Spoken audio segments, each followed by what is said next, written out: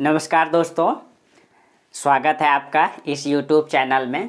कैसे हैं आप लोग? उम्मीद है कि आप लोग अच्छे होंगे, स्वस्थ होंगे और मस्त होंगे और अपने अपने लाइफ में आगे बढ़ रहे होंगे। क्या और बढ़ना ही चाहिए। मैं तो बार बार कहता हूं कि आगे बढ़ना ही चाहिए। और जीवन में जैसे जैसे आप प्रतिदिन मेहनत करते रहते हैं तो कब ये मेहनत आपकी सफलता में बदल जाता है आपको पता भी नहीं चलता है। क्या और आपको करना क्या है? पढ़ाई ही तो करना है। बेहतर काम तो कर रहे हैं। अब तो ठंड आ गई, आराम से कंबल में घुसिए, रूम में बैठ के पढ़ाई कीजिए, नो टेंशन। क्या अगर ज़िंदगी में कुछ करना है तो यही तो है। आप कितना भी देखिए, आपको क्या करना है? कुदाल लेके खेत में तो नहीं जाना है, ईंटा ढोने तो नहीं जाना है। क्या आप उनको देखिए कि इस ठंड में भी वो किसान इस ठंड में भी अभी खेत में काम कर रहे हैं, कोई मजदूरी करने जा रहे हैं। आपको रूम से बाहर निकलने का मन नहीं करता होगा? करता है क्या? नहीं करता है। इस ठंड में सुबह जगने का मन नहीं करता है, जबकि आपको जग के सिर्फ कंबल में घुस के पढ़ाई करना है। ऑनलाइन का सिस्टम आ गया, बेहतर क्लास मिल जाता है आपको। लेकिन उस किसान को, उस मजदूर को, उस कोयला खदान में काम करने वाले मजदूर को देखिए किस ठंड में मतलब थर थर करते हैं और काम करते हैं। फिर भी उनको दिन भर का कितना मजदूरी मिलता है? 400-500 यही मिल जाता है। किसान एक फसल की पूरी तैयारी को, कटाई बुनाई सब चीज़ करते करते उसको 4-5 महीना लग जाता है, तब कुछ हाथ में पैसा आता है। कितना मेहनत लगता है। और उसके बाद हर सब दिन कर्ज में डूबा हुआ रहता है। क्यों पता है? क्योंकि उनको जानकारी नहीं है ठीक चीज़ों का। ठीक है, इसीलिए कहते हैं कि आपके पास सबसे बेहतर रास्ता है पढ़ाई। भारत को इतनी अच्छे से आप जान लीजिएगा ना, ज्योग्राफी में आप खेती भी कीजिएगा ना, बेहतर कर पाइएगा। आप कानून को जानिएगा। आपको मतलब किसान को देखते हैं कि मतलब वो तो इतना मेहनत करके लेके जाता है फसल, उसका बिचौलिया खा जाता है, कोई भी ठग लेता है। रेट उसको क्या मार्केटिंग सरकारी रेट है, एमएसपी क्या घोषित हुआ है, कितना मिलना चाहिए, उनको पता ही नहीं है। क्या लेकिन आप पढ़ के बेहतर कर पाएंगे। पढ़ने के बाद भी आपको लगेगा यार नौकरी से अच्छा है हमारा खेती। लेकिन अभी नुकसान क्यों पता है? क्योंकि पता ही नहीं है। क्यों होता है? क्योंकि पता ही नहीं है। यही अंतर है। ठीक है, इसीलिए ठीक से पढ़ाई कीजिए। हमारे पास, आपके पास बस एक ही उपाय है। हम अंबानी के, अडानी के बेटे नहीं हैं। हमारे पास एक ही उपाय है, पढ़ के कुछ करना है। दिन रात मेहनत कीजिएगा तो आराम से ठीक से कुछ ना कुछ कर लीजिएगा। क्या क्या दिन भर काम करने वाले मजदूर कितना भी मेहनत कर ले, उनको बस मजदूरी ही मिल सकता है।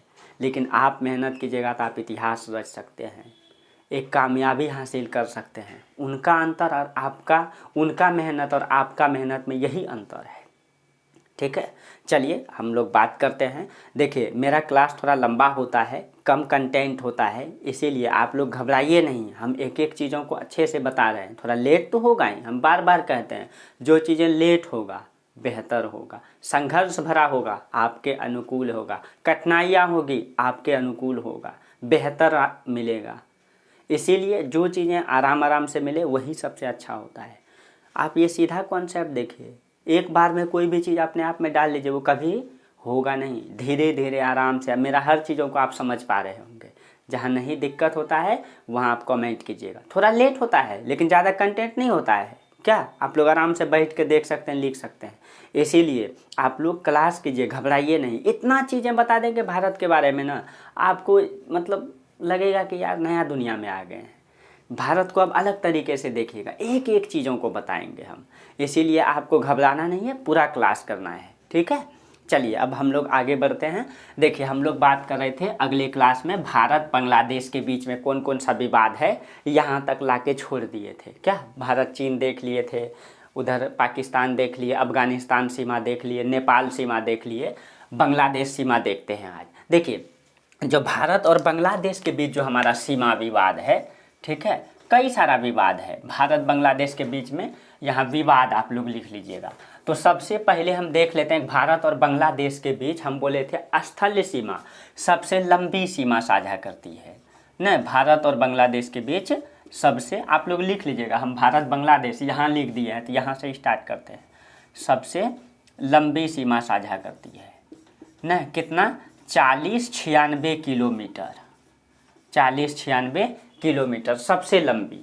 अब कितने राज्य सीमा साझा करती है? तो देख लीजिए आप लोग कितने राज्य है। तो एक हो जाएगा पश्चिम बंगाल, असम। असम बोले थे 2 जगह, एक तो यहाँ पे देखिए, यहाँ पे और यहाँ भी 2 जगह असम बांग्लादेश से सीमा साझा करती है ना। तो एक पश्चिम बंगाल, असम, मेघालय, त्रिपुरा और मिजोरम। कितने राज्य हो गया? 1 2 3 4 5 राज्य। तो राज्य ले लेंगे 5 और पांचों राज्य को आप लोग लिख लीजिए, ठीक है। पश्चिम बंगाल यहाँ लिख लीजिए आप लोग, ठीक, हम खाली छोड़ दिए इसको, आप लोग लिख लीजिए पश्चिम बंगाल, असम, मेघालय, त्रिपुरा, मिजोरम। क्लियर? अब देखिए भारत बांग्लादेश के बीच में विवाद क्या क्या है। और हम कल बता दिए थे कि सबसे लंबा सीमा पश्चिम बंगाल साझा करती है, दूसरा में त्रिपुरा करती है, बताए थे ना कल, ठीक है। तो आप लोग इसको भी लिख लीजिएगा। तीसरा में था मेघालय, चौथा में था आपका मिजोरम और पांचवा में असम, ठीक है, ये बता दिए थे। सबसे छोटा सीमा असम साझा करती है, ये बता दिए थे। अब देखिए भारत और बांग्लादेश के बीच जो विवाद है उसमें कौन कौन सा विवाद है, यहाँ से देखिए। सबसे पहला विवाद था भारत और बांग्लादेश के बीच, कल ही बताए थे। पहले बांग्लादेश भारत का हिस्सा था, ठीक है, बांग्लादेश भारत का हिस्सा था। अब भारत का हिस्सा था तो हुआ क्या है देख लीजिए। तो पहले ये पूरा भारत था। तो मान लीजिए कि आप लोग अपने घर में गांव में रहते हैं, तो हम लोगों का घर मान लीजिए ऐसे पड़ोसी करके बना हुआ रहता है सबका, ठीक, ऐसे करके बना हुआ रहता है।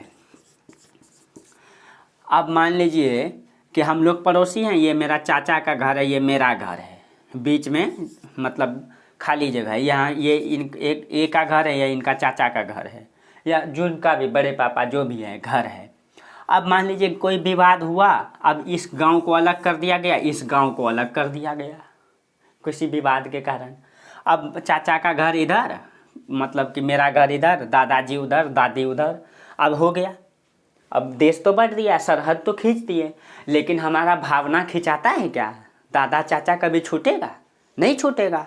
बस यही विवाद है, सीमा विवाद, ठीक है, सीमा विवाद। नहीं, इसको पहले नागरिक ये मतलब कि प्रवासन विवाद पहले लिख लेते हैं, ठीक है।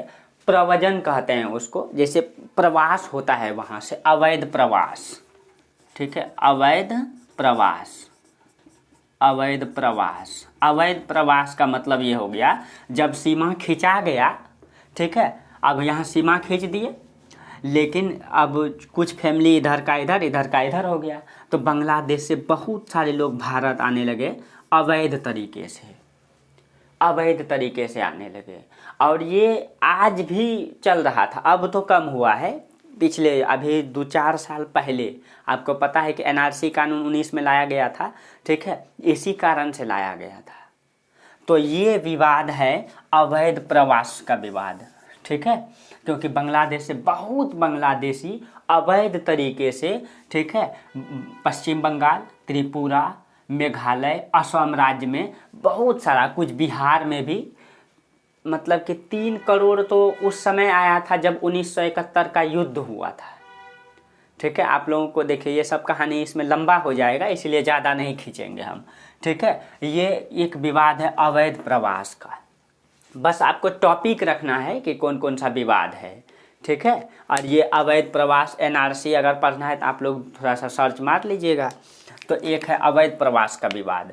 दूसरा एक है सुंदरवन डेल्टा। आपको पता है कि सुंदरवन डेल्टा, देखिए इसको हम गंदा नहीं करेंगे, इधर बनाते हैं, ठीक, इधर थोड़ा सा खींच देते हैं, इधर से आती है, इधर से ऐसे करके, ये ऐसे करके ब्रह्मपुत्र नदी, ठीक है, ब्रह्मपुत्र नदी, और इधर से यहाँ से जाती है ऐसे करके गंगा नदी, दोनों यहाँ मिल जाती है। अब मिलने के बाद यहाँ पे डेल्टा का निर्माण करती है, यहाँ पे इस तरीके से यहाँ डेल्टा का निर्माण करती है, ठीक है। यानी नदी डेल्टा कब बनाती है? जब वो मैदानी भागों में जाती है। ये हम नदी में पढ़ाएंगे, देखिए इसे बता देते हैं। मान लीजिए ये पहाड़ है, पहाड़ से नदी निकली स्पीड से, यहाँ पे तो उसका धार स्पीड रहता है, लेकिन जैसे वो मैदानी भाग में जाती है तो उसका धारा जो है सुलह हो जाती है। धारा सुलह हो जाती है तो कई भागों में विभक्त हो जाती है, ऐसे ऐसे कई भागों में। तो ये जो संरचना का निर्माण होता है इसी को डेल्टा कहते हैं। इसी को, ये बहुत ही उपजाऊ भूमि होती है। इधर भी धारा है, इधर भी धारा, बीच में वो भूमि है, तो ये बहुत उपजाऊ है, बहुत फर्टिलिटी भूमि होती है ये। ठीक है, तो ये इस तरीके से यही डेल्टा है, ये सुंदरवन डेल्टा कहते हैं। तो सुंदरवन डेल्टा दो नदी मिलके बनाती है। इधर से हो जाएगी गंगा नदी और इधर से ब्रह्मपुत्र नदी। आप लोग इधर लिख लीजिएगा, ब्रह्मपुत्र नदी मिलके बनाती है सुंदरवन डेल्टा। अब ये जब डेल्टा बनाती है, इसका कुछ भाग देखिए पश्चिम बंगाल में हो जाता है ना, पश्चिम बंगाल में, अधिकतर भाग बांग्लादेश में है। ठीक है, अब ये दलदली भूमि है ना, तो यहाँ सीमा खींचना तो उतना आसान है नहीं। ठीक है, उतना आसान है नहीं, इसीलिए यहाँ पे भारत और बांग्लादेश के बीच विवाद है। अब पहले सुंदरवन डेल्टा के बारे में बात कर लें। देखिए, जो सुंदरवन डेल्टा है ये विश्व का सबसे बड़ा डेल्टा है, विश्व का सबसे बड़ा डेल्टा है ये। ठीक है, सबसे बड़ा डेल्टा, डेल्टा समझ गए, विश्व का सबसे बड़ा डेल्टा है। और ये कौन कौन सी नदी, तो गंगा और ब्रह्मपुत्रा के संगम से, ब्रह्मपुत्रा के संगम से बनती है। ठीक, अब देखिए हुआ ये, इसको सुंदरवन डेल्टा क्यों कहते हैं, क्योंकि यहाँ पे सुंदरी नाम का वृक्ष पाया जाता है, सुंदरी वृक्ष पाया जाता है। ठीक है, इसी सुंदरी वृक्ष के नाम पे इसका नाम रखा गया है सुंदरवन डेल्टा। ठीक है, अब देखिए जो सुंदरवन डेल्टा है इसको रामसर आर्द्र भूमि में मतलब परिवर्तित किया गया है, मतलब संरक्षित किया गया है।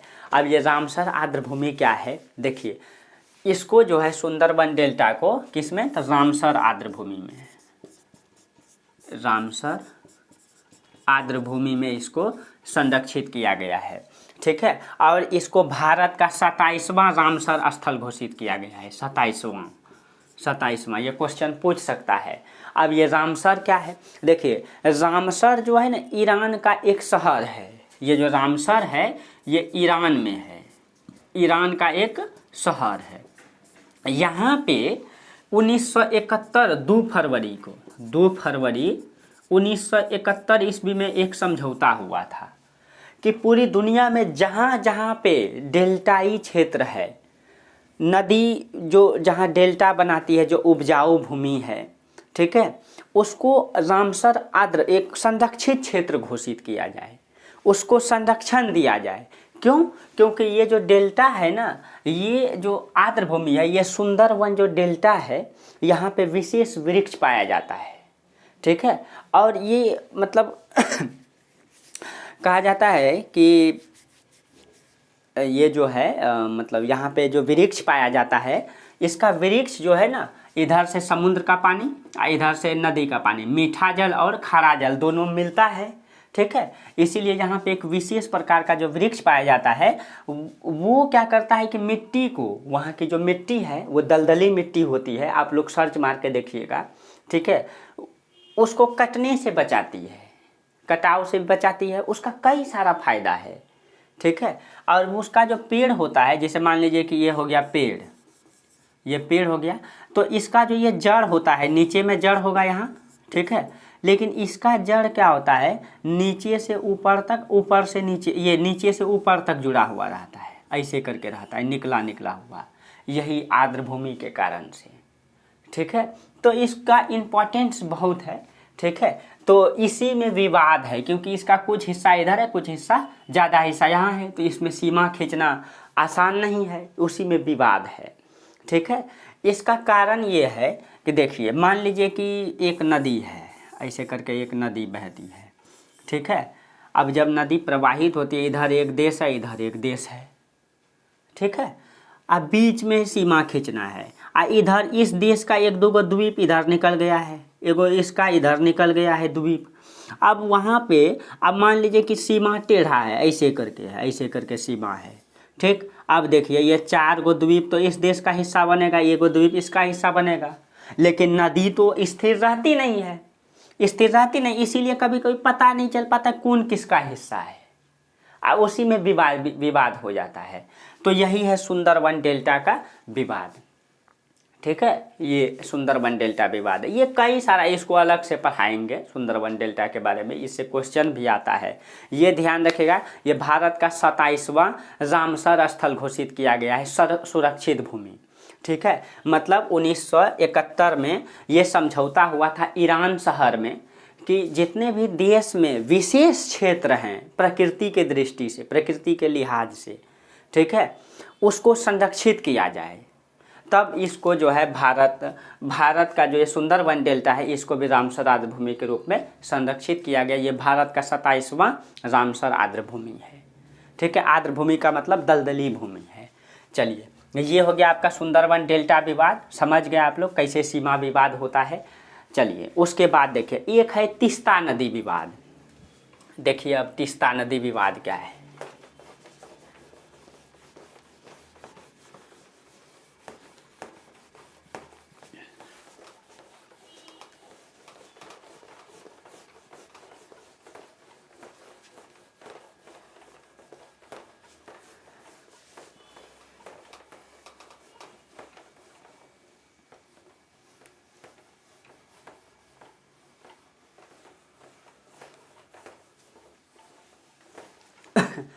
देखिए तीस्ता नदी विवाद।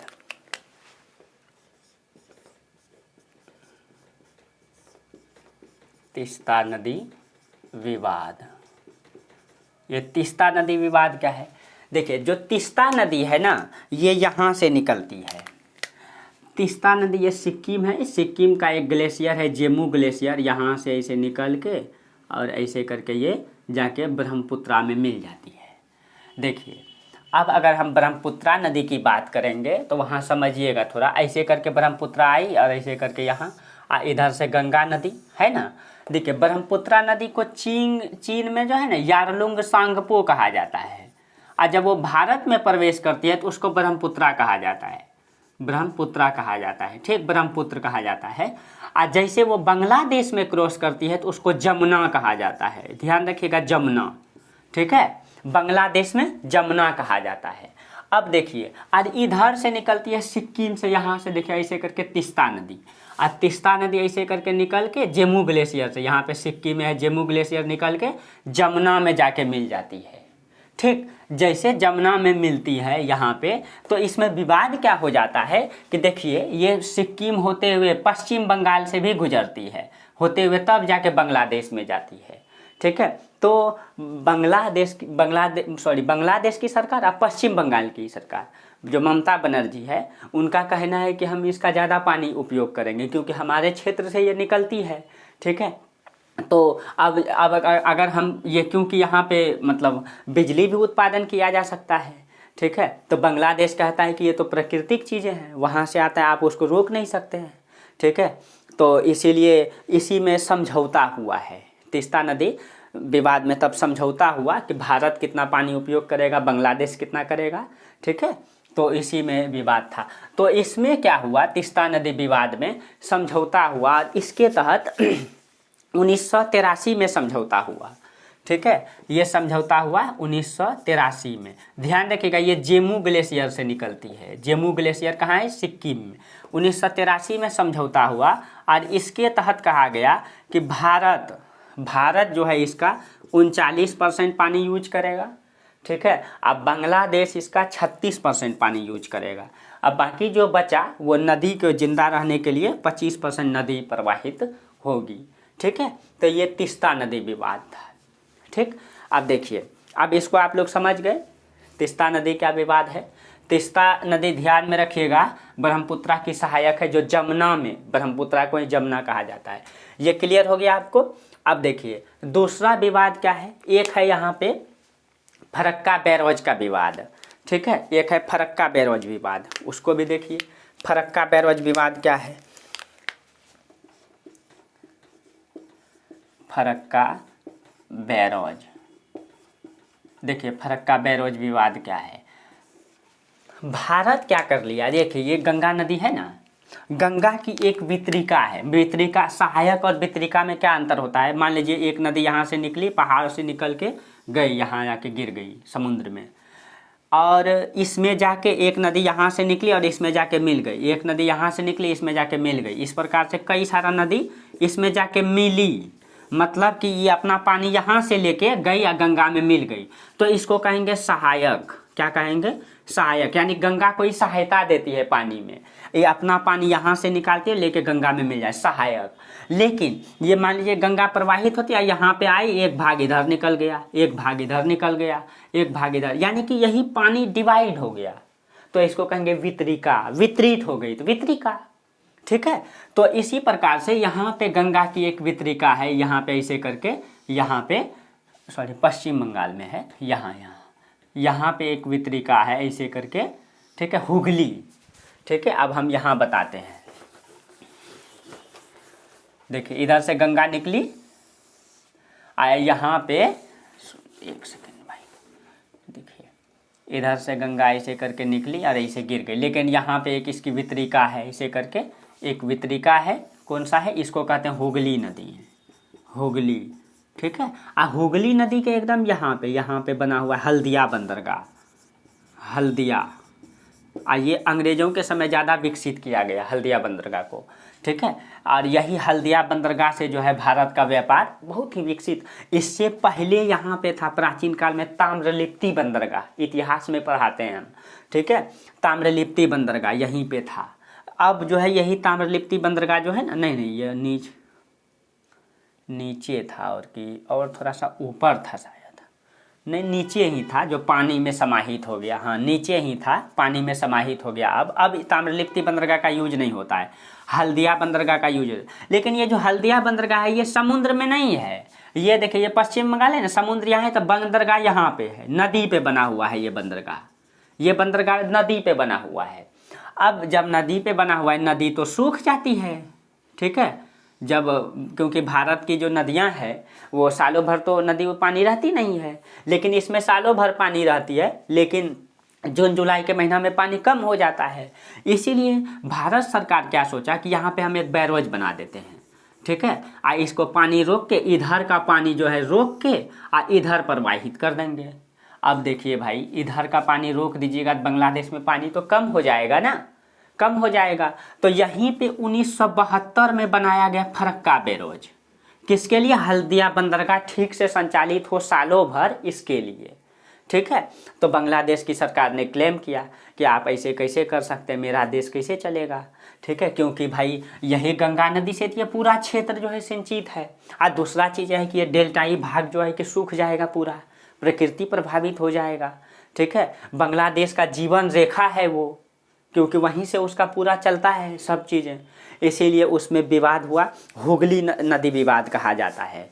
ठीक है, तब जो है इसी में जाके समझौता हुआ फरक्का बैरेज में कि कितना पानी भारत रोकेगा, कितना बांग्लादेश यूज करेगा। ठीक है, तो यही फरक्का बैरेज का विवाद, ध्यान रखिएगा, किसके बीच? भारत और बांग्लादेश के बीच ये समझौता हो चुका है कि भारत कितना यूज करेगा और ज़्यादा प्रभावित नहीं करे, इन चीज़ों को लेके चलता है भारत।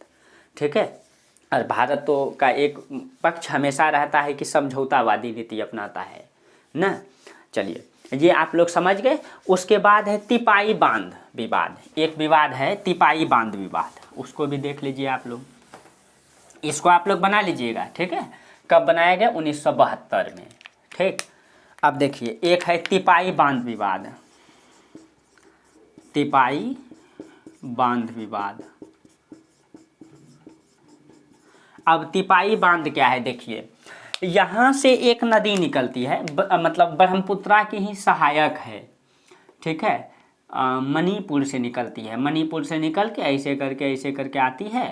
एग्जैक्ट देखिएगा आप लोग, एग्जैक्ट यहाँ मेघना में। अब मेघना किसे कहते हैं? देखिए इधर से आई ब्रह्मपुत्रा नदी, इधर से आई गंगा नदी। ठीक, इधर से गंगा, तो गंगा को ध्यान रखिएगा, गंगा जब बांग्लादेश में प्रवेश करती है तो इसको पद्मा कहा जाता है। गंगा जब बांग्लादेश में प्रवेश की तो इसको क्या कहेंगे? पद्मा। अब ब्रह्मपुत्रा जब बांग्लादेश में प्रवेश करते तो उसको जमुना। और जब दोनों की धारा यहाँ मिली, उसके बाद जो मिल करके सम्मिलित धारा प्रवाहित होती है उसको कहा जाता है मेघना। देखिएगा, थोड़ा सा ध्यान रखिएगा। ठीक है, उसको क्या कहा जाता है? मेघना। अब इसी मेघना नदी में इधर से आती है एक नदी, कौन सा नदी, ये वाला कौन सा नदी है, बराक नदी। ठीक है, यहाँ पे आती है बराक नदी। ठीक, बराक नदी किस में मिलती है, मेघना में। ध्यान रखिएगा, मेघना किसको कहेंगे, ब्रह्मपुत्रा और गंगा की सहायक सम्मिलित धारा को जब मिलती है तब उसको मेघना कहा जाता है। अब मेघना ही ये डेल्टा का निर्माण करती है, लास्ट में जो गिरती है यहाँ पे अंतिम में, वो मेघना ही कहलाता है। मेघना की धारा गिरती है वहाँ। ठीक है, क्योंकि यहीं पे मिल गई ना, दोनों यहीं मिल गई। अब मेघना में इधर से आती है बराक नदी। तो बराक नदी में क्या किया गया, मणिपुर में एक डैम बनाया गया बराक नदी में। अब जैसे ही डैम बनाएंगे यानी बांध बना लेंगे ऐसे, तो पानी तो उसका रुक जाएगा वहीं। ठीक है, तो उसमें भी विवाद था, बराक नदी भी वही बनाया गया। तो उसमें तिपाई मुख बांध है, उसका पूरा नाम है तिपाई मुख बांध।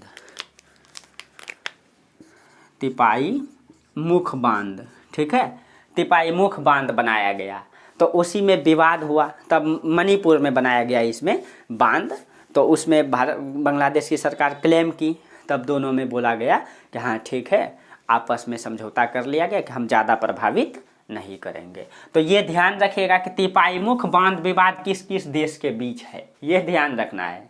ठीक है, बस ये क्वेश्चन कभी डायरेक्ट पीसीएस में पूछ लेता है और एसएससी सब एग्जाम में तो डायरेक्ट पूछ ही लेता है। अब एक विवाद है 3 बीघा कॉरिडोर विवाद, ये आप लोग समझ गए ना। यही मैप को डाल दीजिएगा यहाँ पे। ठीक है, यही मैप को इधर से गंगा को निकालिएगा, इधर से ब्रह्मपुत्रा को यहाँ मिला दीजिएगा। ठीक, अब यहाँ लिख दीजिएगा सांगपो, यहाँ लिख दीजिएगा ब्रह्मपुत्रा, गंगा यहाँ पद्मा, और दोनों की सम्मिलित धारा को मेघना, और मेघना में मिलती है यहाँ पे बराक। ठीक, और यहाँ पे बांध बना दीजिएगा आपको, कौन बांध, तिपाई मुख बांध। एकदम शॉर्ट से समझ जाइएगा आप लोग, क्लियर।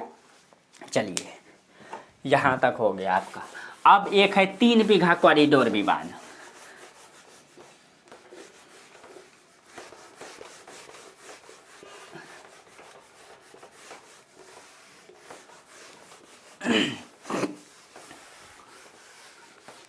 देखिए 3 बीघा कॉरिडोर विवाद क्या है।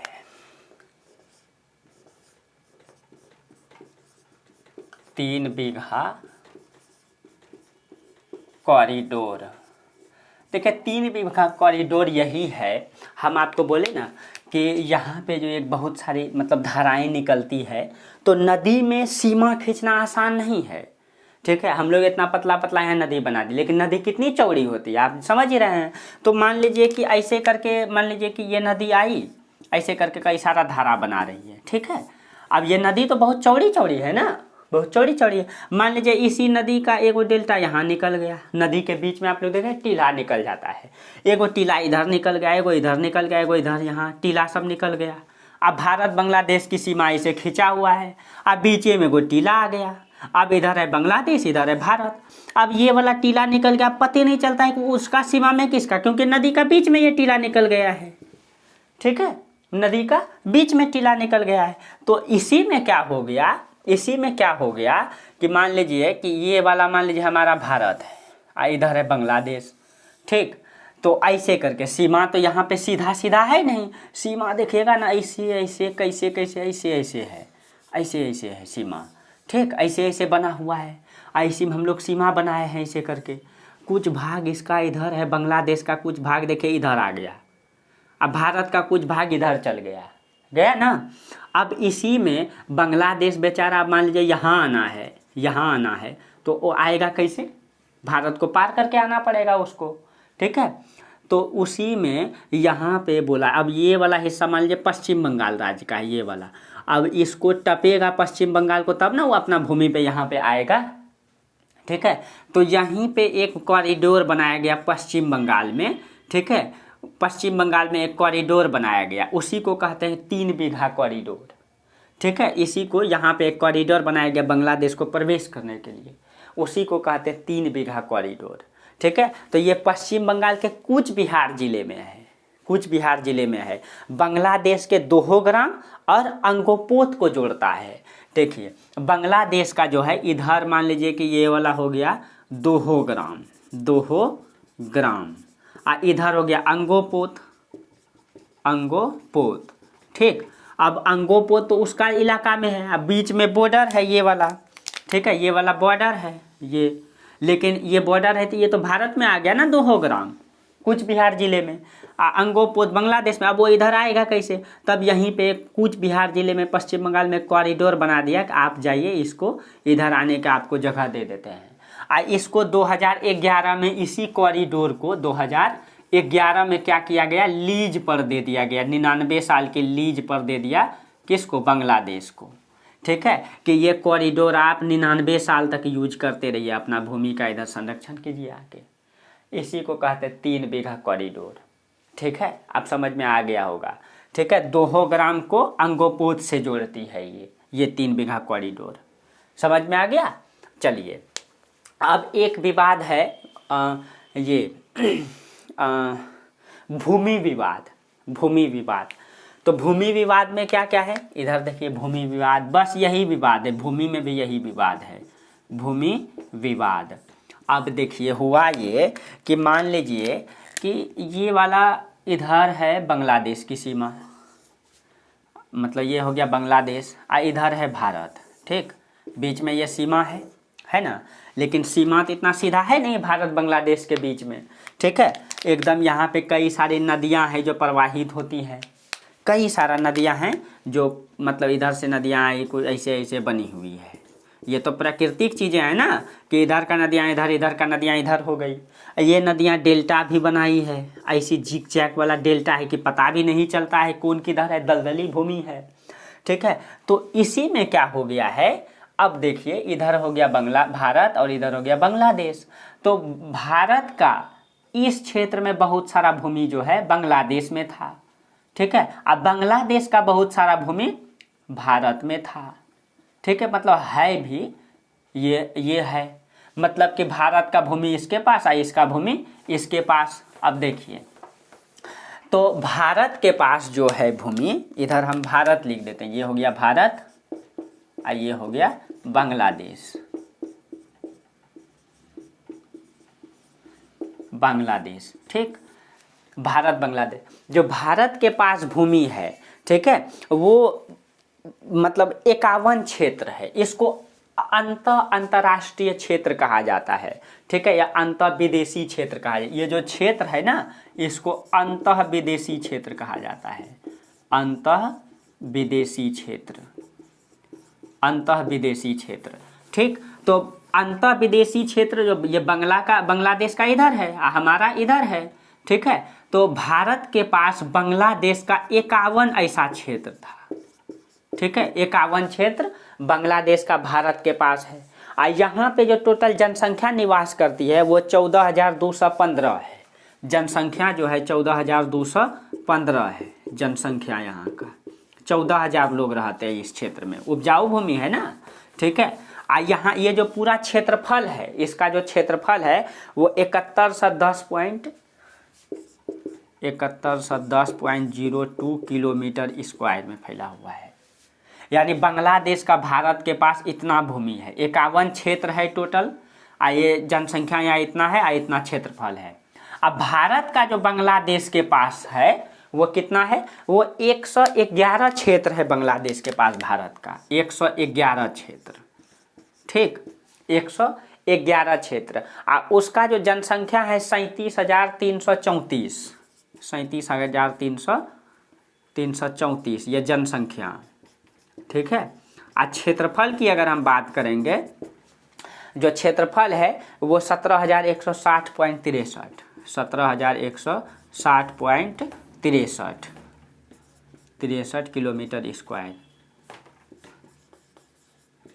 Kilometre square. देखिए, क्षेत्रफल लगभग एक ही है ना। ठीक है, तो यहाँ पे लिख थोका में 7110 ही है, इसका 17,000 है। ठीक है, 17,160, इसका कितना है, हाँ 7110। तो ये क्षेत्रफल, इतना क्षेत्रफल भारत का बांग्लादेश के पास, बांग्लादेश का भारत के पास। अब भाई बीच में ही सीमा, इसका भूमि इधर, इसका भूमि इधर, आएगा जाएगा हमेशा। तो अब होता ये था भाई, ये भारत का जनसंख्या है, भारत का नागरिक बांग्लादेश में है, इसको भारत का कोई सुविधा मिलता ही नहीं था। बांग्लादेश का वो नागरिक नहीं है तो बांग्लादेश में उसको कुछ सुविधा नहीं मिलेगा। बांग्लादेश का नागरिक भारत में है, ठीक है, अब उसको यहाँ कोई सुविधा नहीं मिलता था। अब इसी को लेके विवाद था। तब बोला कि क्यों ना जो भूमि बांग्लादेश के पास है वो बांग्लादेश को दे दें, जो भूमि भारत के पास है वो भारत को दे दें, ठीक है। तब अब ऐसा किसी भी भूमि को देने के लिए आपको पता है कि संविधान में विशेष संशोधन करना पड़ता है, ठीक है, ये संविधान का मुद्दा है। तब भारत तो 1974 ईस्वी में, बांग्लादेश बना ही 1971 में, ठीक है। बांग्लादेश कब बना? 1971 में, इंदिरा गांधी की सरकार में। तब 1974 ईस्वी में, क्योंकि भारत को बनाने में बांग्लादेश को बनाने में भारत का ही योगदान था ना, आपको पता ही है अच्छे से। 1971 का युद्ध में पूरा भारत उसको सपोर्ट किया।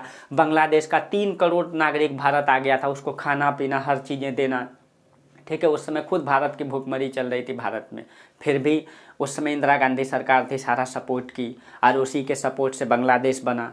तो भारत और बांग्लादेश का जो संबंध है अच्छा ही रहा है। हाल फिलहाल में G20 से सम्मेलन में आप लोग देखे ही होंगे किस प्रकार से शेख हसीना जो है प्रधानमंत्री के साथ मिली थी।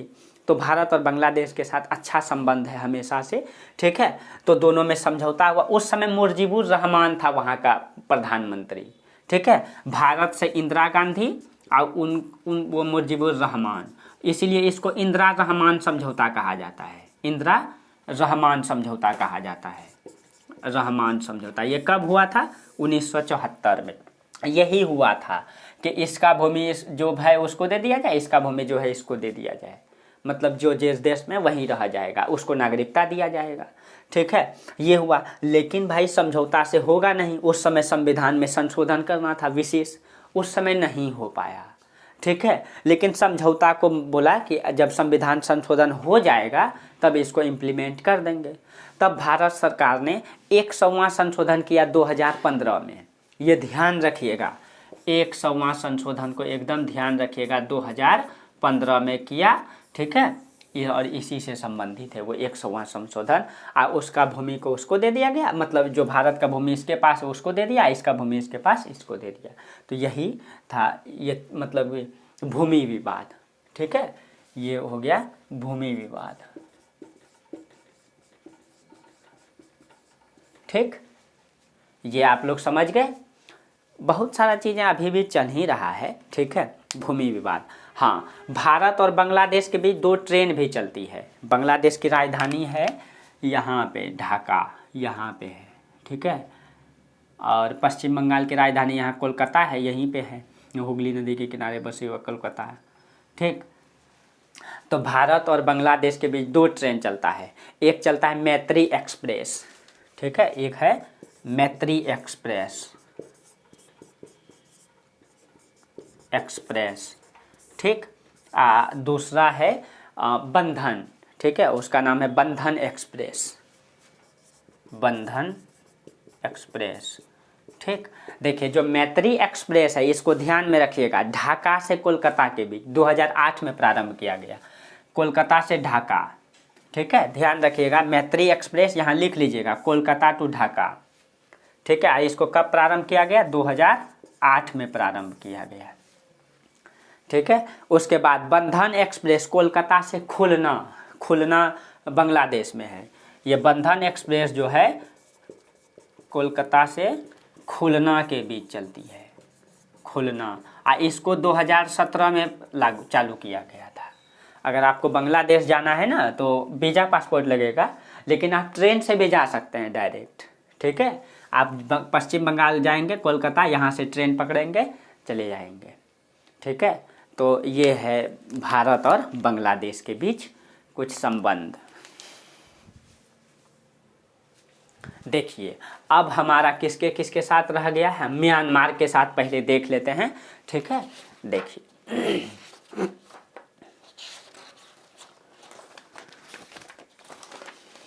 यहीं पे देख लीजिए म्यांमार, ये है, ठीक है। ये है म्यांमार, जिसको बर्मा, जिसका पुराना नाम है बर्मा, म्यांमार, वर्तमान में म्यांमार नाम है, ठीक है। इसकी राजधानी है नैपीदा, ठीक है, नैपीदा। अब देखिए जो म्यांमार है, अब इसको मिटा देते हैं पहले।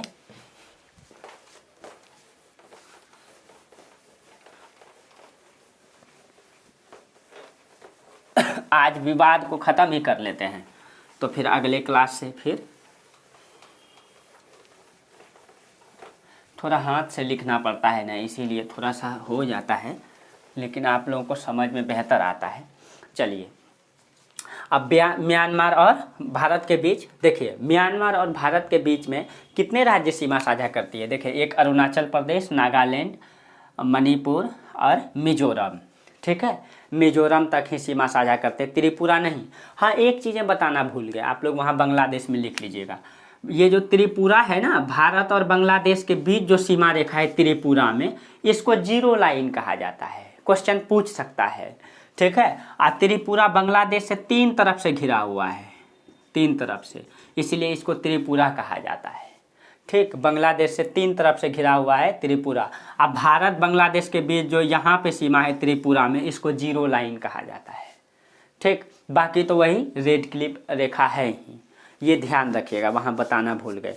अब देखिए, म्यांमार के बारे में थोड़ा बता दें। म्यांमार के बीच और भारत के बीच में 2 सीमा है, एक तो प्राकृतिक सीमा है, दूसरा एक सीमा खींचा गया है। तो भारत और बांग्लादेश के म्यांमार के बीच जो सीमा है ना, स्पष्ट नहीं हो पा रहा है। क्यों? ये पूरे पूरे पहाड़ है, इसे करके पहाड़ है पूरा, जिसको मतलब कि कहा जाता है आराकान योमा पर्वत। ये हिमालय का ही हिस्सा है, मतलब हिमालय पर्वत ऐसे करके है और ऐसे करके है, ये ऐसे। तो जो हिमालय का ही हिस्सा है, इसको कहा जाता है आराकान योमा। यहाँ पे कई सारा मतलब पर्वत बटा हुआ है, हम इधर ही बता देते हैं। ठीक है, देखिए, जैसे कि भारत और म्यांमार के बीच में जो सीमा है, ठीक है, म्यांमार के बीच में जो सीमा है, कौन कौन सा राज्य है? अरुणाचल प्रदेश, नागालैंड, मणिपुर, मिजोरम। तो 1 2 3 4 राज्य हो गया। असम सीमा साझा नहीं करती है, ध्यान रखिएगा, असम उससे सीमा साझा नहीं करती है। तो 4 राज्य सीमा बनाती है। आप लोग चारों राज्य का नाम लिख लीजिए, बता ही दिए। ठीक, अब देखिए, पर्वतीय सीमा जो है, ये वाला पर्वत को कहा जाता है आराकान योमा पर्वत, आराकान योमा। ठीक, ये पूरा बहुत ही जंगली इलाका है, बहुत ज़्यादा दलदल और जंगली इलाका है। मतलब म्यांमार और भारत के बीच में जो सीमा है, ये जो पर्वत है, ये पूरा जंगली इलाका है, स्पष्ट नहीं हो पाता है वहाँ सीमा पहाड़ पे। ठीक है, तो ये प्राकृतिक सीमा मुख्य रूप से भूमिका निभाती है भारत और बर्मा के बीच, अराकान। ये जो पर्वत है, ये कई भागों में बटा हुआ है। जैसे जो ऊपर वाला हिस्सा है, उसको कहा जाता है पटकाई बूम पर्वत, जो अरुणाचल प्रदेश में है। यहाँ पे आपको हिमालय में पर्वत में बताएंगे, यहाँ पे जो पर्वत है इसे करके बना हुआ है, उसको कहते हैं पटकाई बूम। तो सबसे पहले पटकाई बूम, ठीक है, पटकाई बूम पर्वत है। ठीक, नागालैंड में आ जाइए तो नागा पर्वत है, नागा पर्वत है। ठीक, मणिपुर में आ जाइए तो मणिपुरी पर्वत उसको कहा जाता है। ठीक है, हाँ, मणि पर्वत कहा जाता है, मणि पर्वत है। ठीक, और मणि पर्वत। मिजोरम में मिजो पर्वत है। ठीक, ये मिजो पर्वत है। ये सब को पूरे को मिला करके अराकान योमा, ठीक है, अराकान योमा कहा जाता है। पटकाई बूम, नागा, मणिपुर, मिजो पर्वत मिला के अराकान योमा कहा जाता है। यही भारत और मतलब कि म्यांमार के बीच जो है सीमा साझा करती है।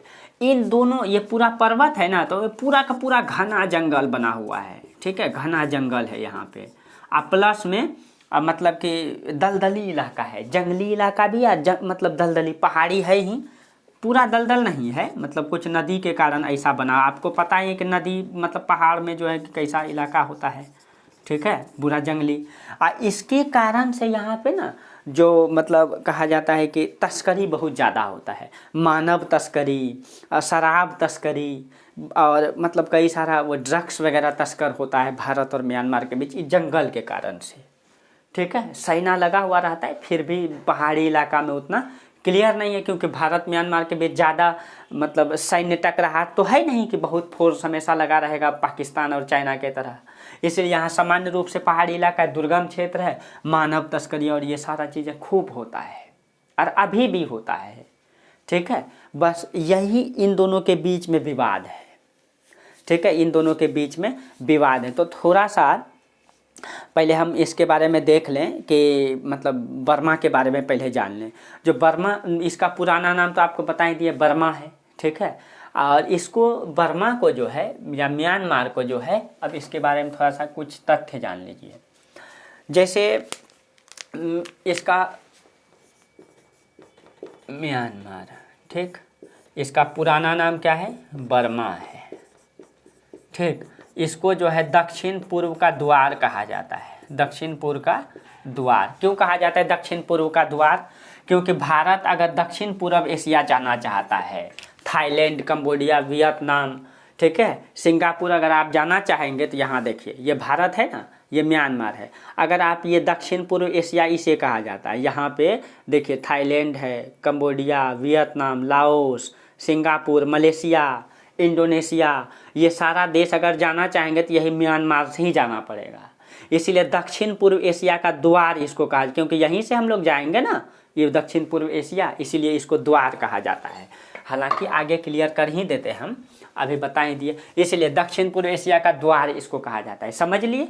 अब देखिए, इसको पहले ये भारत का हिस्सा था, ध्यान रखिएगा। ये पहले बर्मा जो है ये भारत का हिस्सा था। भारत का हिस्सा का मतलब है जब भारत गुलाम था, अंग्रेजों के कब्जे में था, तो अंग्रेज के क्षेत्र में ये हिस्सा भी था। लेकिन मतलब उस समय अंग्रेजी सरकार ने 1935 में एक अधिनियम लाया, गवर्नमेंट ऑफ इंडिया एक्ट, यानी भारत सरकार अधिनियम 1935, ठीक है, ध्यान रखिएगा, भारत सरकार अधिनियम 1935 लाया गया, ठीक। इसको कहते हैं गवर्नमेंट ऑफ इंडिया एक्ट 1935।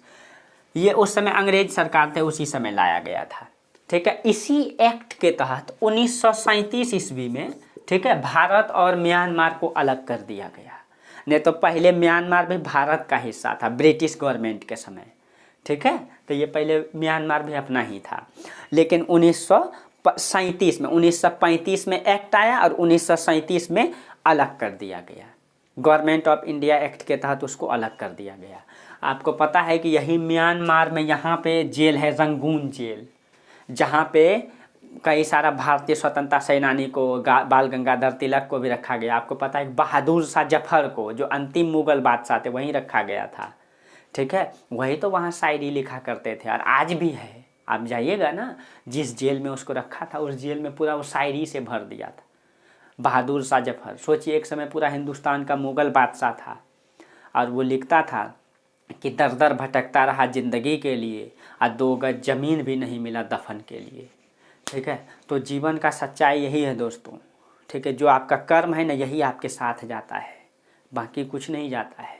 आप कितना भी संपत्ति बना लीजिए, एक समय पूरा हिंदुस्तान मुगल बादशाह का था, एक वक्त ऐसा आया कि 2 गज ज़मीन भी उसके दफन के लिए नहीं मिला, ठीक है। सच्चाई यही है। इसीलिए अच्छे कर्म को करते रहिए, अच्छे राह पे चलिए, ठीक है। चलिए, तो यही भारत सरकार अधिनियम 1935 के तहत यही सीमा रेखा बना दिया गया। उस समय ऐसे ही ये जो अराकान योमा पर्वत है ना, इसी को सीमा रेखा मान लिया गया, ठीक है। और एग्जैक्ट रेखा नहीं खींचा गया। बाद में जब देश हमारा आज़ाद हुआ ना, तब उसको क्लियर किया गया, ठीक है।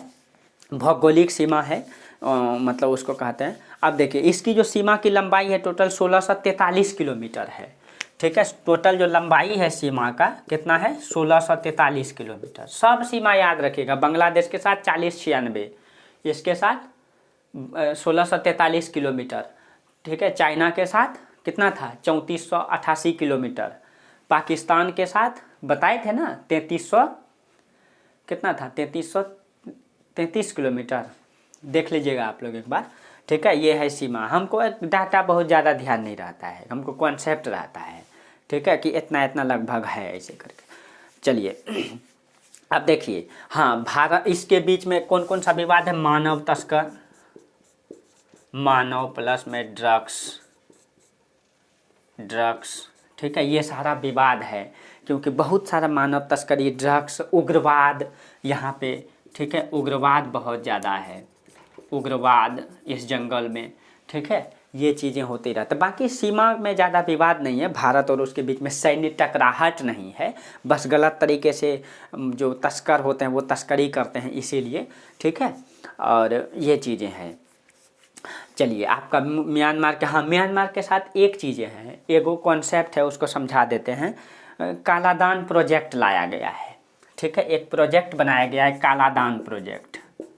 कालादान, ये कालादान प्रोजेक्ट क्या है, देखिए म्यांमार में ना यहाँ पे एक बंदरगाह है, ठीक है, उसका नाम है सितवे बंदरगाह। सितवे बंदरगाह, ठीक, बंदरगाह। और आपको पता है यहाँ पे कोलकाता यानी हल्दिया बंदरगाह है, यहाँ पे पश्चिम बंगाल में हल्दिया बंदरगाह है, ठीक है। तो सितवे प्रोजेक्ट के तहत क्या किया गया, अब देखिए पश्चिम बंगाल से अगर हम ये पूर्वोत्तर राज्य जाते हैं तो पश्चिम बंगाल पूर्वोत्तर राज्य जाने के लगभग 1800 किलोमीटर जाना पड़ता है। यहाँ से ऐसे करके घूम के मिजोरम नागालैंड जाना पड़ेगा लगभग 1800 किलोमीटर। तो म्यांमार और दोनों मिल के सोचा कि क्यों ना हम पश्चिम बंगाल से डायरेक्ट यहाँ आ जाएं, यहाँ नहीं, यहाँ पे है बंदरगाह, यहाँ पे, ठीक है, यहाँ से यहाँ आ जाएं और फिर यहाँ से यहाँ भूमि आ जाएगा, यहाँ से रेल बिछा देंगे या सड़क बना देंगे, फिर हम डायरेक्ट मिजोरम जा सकते हैं, नागालैंड जा, इधर से आसान होगा। तो इसीलिए लाया गया कालादान प्रोजेक्ट। इस प्रोजेक्ट के तहत क्या किया गया कि पहले पश्चिम बंगाल से सितवे बंदरगाह, ठीक है, सितवे बंदरगाह, और यहाँ से यहाँ तक की जो दूरी है सितवे बंदरगाह वहाँ से है 539 किलोमीटर, यहाँ से यहाँ तक है 539 किलोमीटर, यहाँ बंदरगाह तक आ गया। उसके बाद यहाँ सड़क हो जाएगा। तो वो जो सड़क है, नहीं पहले नदी है वहाँ पे, ठीक है, यानी कि यहाँ पे एक नदी है यहाँ, तो यहाँ पहले बंदरगाह से यहाँ सड़क, मतलब ये यहाँ उतर जाएगा, उसके बाद यहाँ नदी है, तो नदी में ना मतलब वो पोर्ट बना दिया जाएगा, ठीक है, यहाँ से यहाँ तक जाने के लिए पोर्ट। उसके बाद यहाँ पोर्ट बन जाएगा। ये जो नदी की मतलब वहाँ लंबाई है वो है 129 किलोमीटर। वो कितना है, 129 किलोमीटर। उसके बाद यहाँ जाने के लिए, उसके बाद कुछ दूर के बाद यहाँ पे सड़क बनाना पड़ेगा, यहाँ तक नदी, उसके बाद सड़क। जो सड़क बनाना पड़ेगा वो सड़क हो जाएगा लगभग, नहीं ये है 129 सड़क है और 158 है नदी। ध्यान रखिएगा ये नदी है यहाँ पे, ठीक है, और ये 129 है सड़क, ठीक है। तो यहाँ से पहले यहाँ आएगा सितवे बंदरगाह, सितवे बंदरगाह से नदी में उतरेगा, यहाँ पोर्ट से फिर यहाँ आ जाएगा कहाँ, सड़क में, सड़क से फिर, तो यहाँ से टोटल जोड़िएगा तो टोटल कितना हो गया, जोड़ के देखिए लगभग 900 किलोमीटर होता है।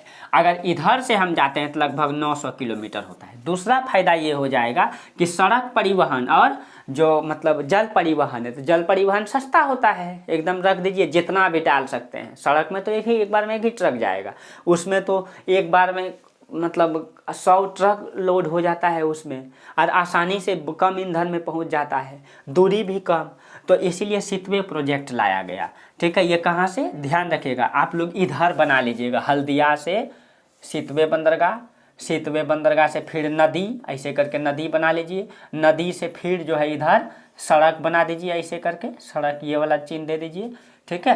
और यहाँ से यहाँ तक की दूरी कितना, 539, नदी की दूरी 158 और फिर सड़क की दूरी 129, टोटल 900 किलोमीटर। ऐसे जाता तो कितना हो जाता, 1800 किलोमीटर। यही है सितवे प्रोजेक्ट, ठीक है, सितवे प्रोजेक्ट यही है, सॉरी कालादान प्रोजेक्ट, जो सितवे बंदरगाह से हो जाती है कालादान, ठीक है।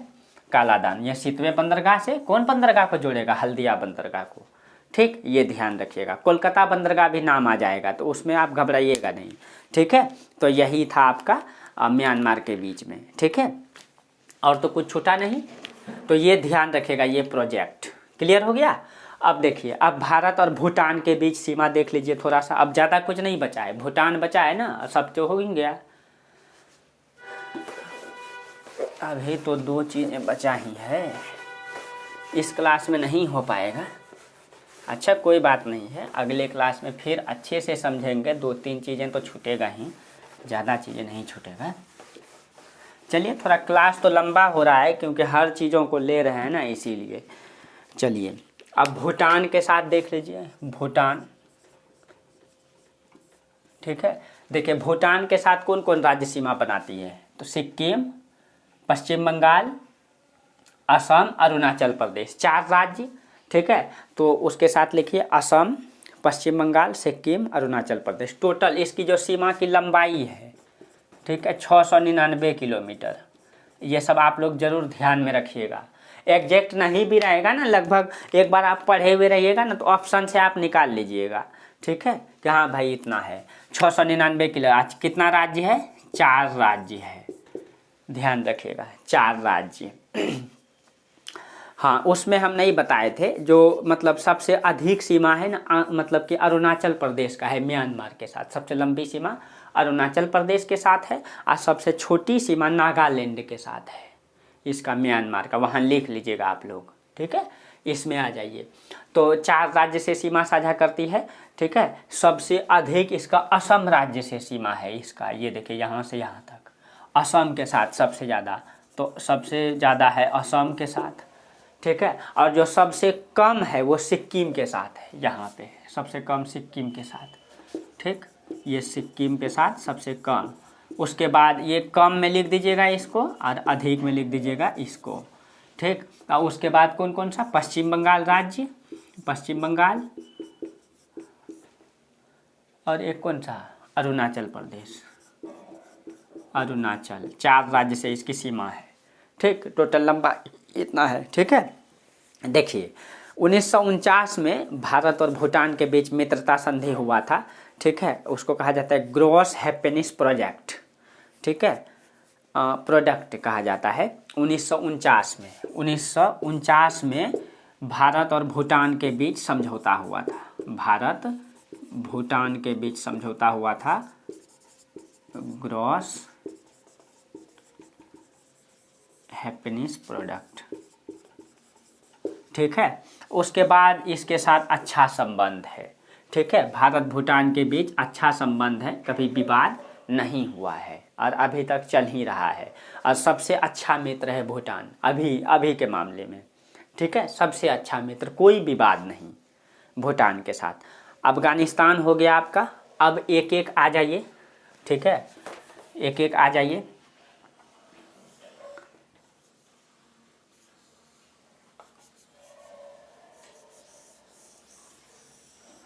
दिख रहा होगा, छोटा सा ही बना देते हैं।